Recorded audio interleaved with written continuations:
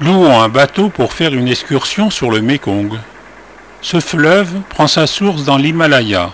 Long de 4200 km, il rencontre 6 pays, la Chine, la Birmanie, le Laos, la Thaïlande, le Cambodge et le Vietnam, où il se jette dans la mer de Chine.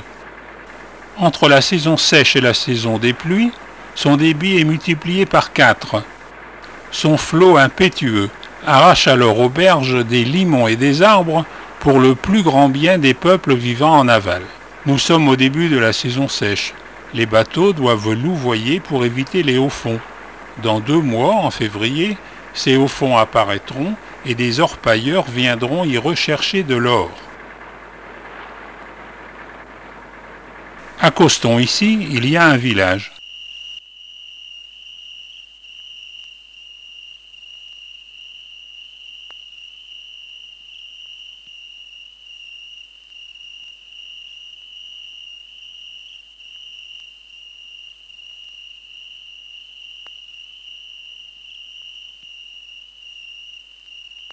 C'est un village de potiers.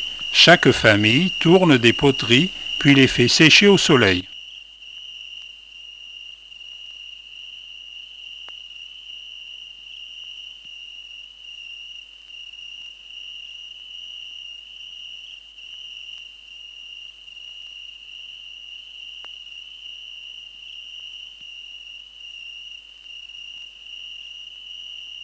Par contre, il n'y a que quelques fours, ce qui laisse supposer qu'ils sont collectifs. Ces fours sont creusés à même le sol. Celui-ci est en cuisson.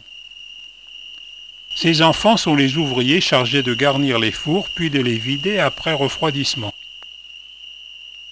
Voyez, l'ouverture du four est trop étroite pour qu'un adulte puisse s'y glisser. Ce sont des enfants qui font le travail. Il n'y a pas d'école dans ce village, de père en fils on est potier. Des archéologues ont trouvé ici des poteries vieilles de 2000 ans.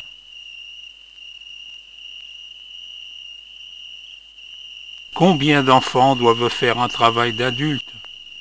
Plus de 70 millions dans le monde. Tous ne travaillent pas au sein de leur famille, comme ici. Certains sont réduits à l'esclavage, et on ne vous laissera pas les approcher pour les filmer. Le village a aussi une petite fabrique de briques, la carrière d'argile, le poste de malaxage, la filière, les briques crues qui sèchent au soleil,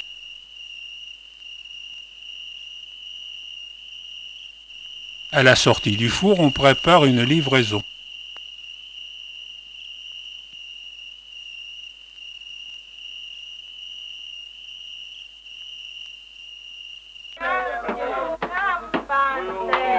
Les ouvriers passablement éméchés faisaient la fête pour quelque événement ou anniversaire.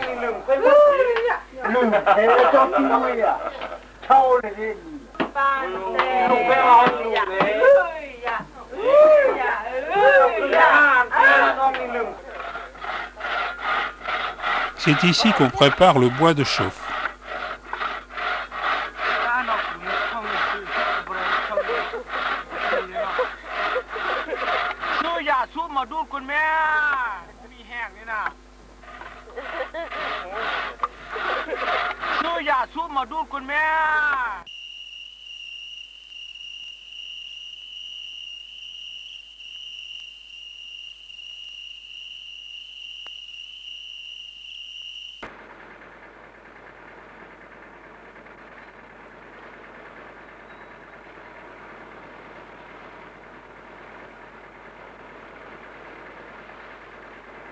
Quittons les potiers et poursuivons notre excursion.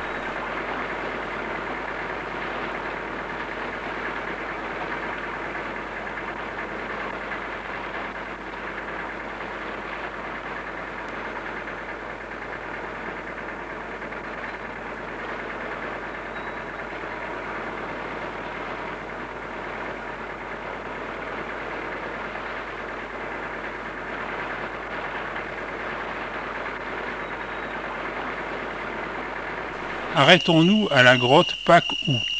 C'est un site bouddhiste, un lieu de pèlerinage.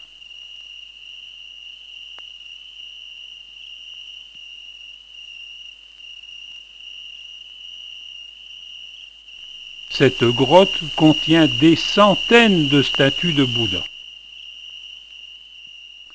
Nous repartons, direction la rivière Nam-U.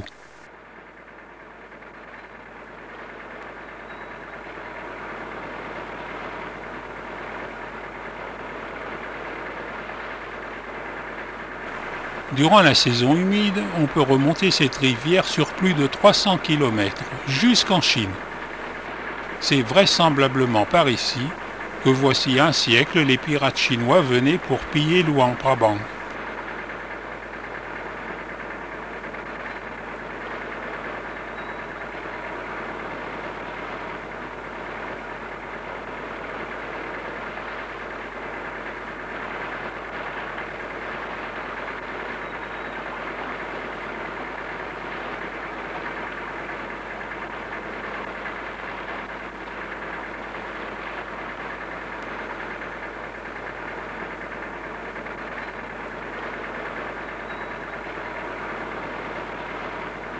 Arrêtons-nous à cet autre village.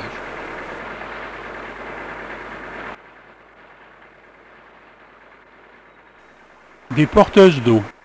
Suivons-les. Ça n'a pas l'air de leur plaire. Suivons-les quand même.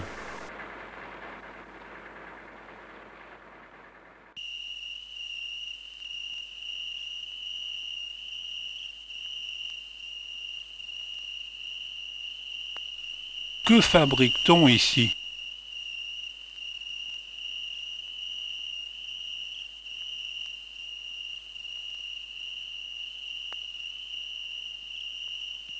Mais qu'est-ce qu'ils fabriquent ?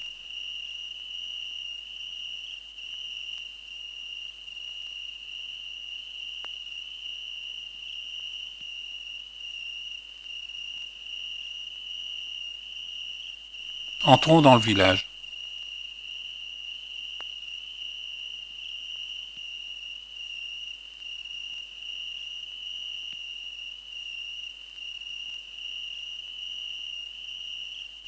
C'est l'épicerie du village.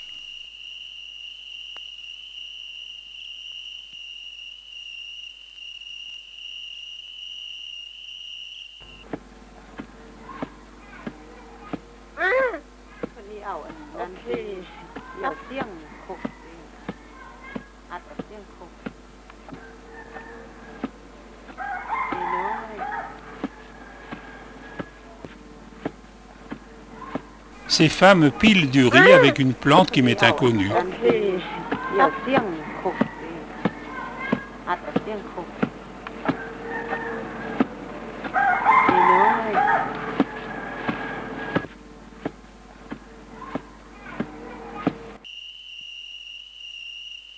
Ensuite, elles mélangent le broyat avec du riz cuit et ajoutent de l'eau.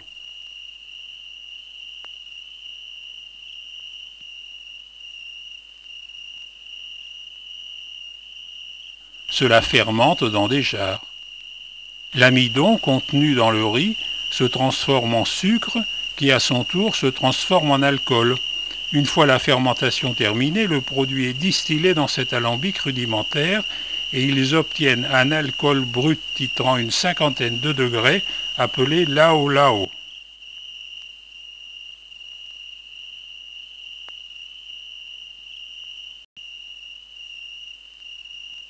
Je l'ai goûté, c'est un torboyau qui vous fait perdre la tête. Quack, quack, lao, lao, quack, quack.